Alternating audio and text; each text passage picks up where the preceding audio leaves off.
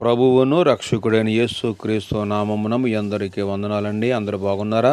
ప్రతిరోజు మీ కొరకు మేము ప్రార్థన చేస్తున్నాము. దేవుడు మిమ్మలను, మీ కుటుంబాలను ఆశీర్వదించునుగాక. ఈరోజు దేవుని యొక్క వాక్యాన్ని మనం ధ్యానిద్దాము. నాతో కలిసి సామెతల గ్రంథము 28వ అధ్యాయము 13వ వచనం మనం చదువుదాం.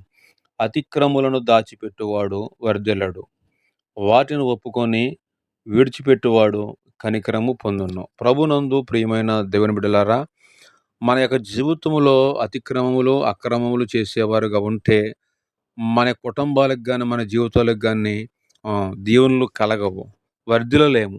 గనుక మన ప్రతి ఒక్క అతిక్రమములను విడిచిపెట్టి ప్రభు సన్నిధికి వచ్చినట్లయితే, ప్రభు సన్నిధిలో మన ప్రతి ఒక్క అతిక్రమ పాపములను మనం విడిచిపెట్టినట్లయితే దేవుడు కనికరిస్తాడు, మన కుటుంబాలను దీవిస్తూ ఉంటాడు. గనుక ఈ సామెతల గ్రంథకర్త చెప్తున్న మాట, అతిక్రమములను దాచిపెట్టేవాడు వర్ధిల్లడు, వాటిని ఒప్పుకొని విడిచిపెట్టేవాడు కనికరము పొందును. అటువంటి కృప దేవుడు దయచేయునుగాక. ఆమేన్.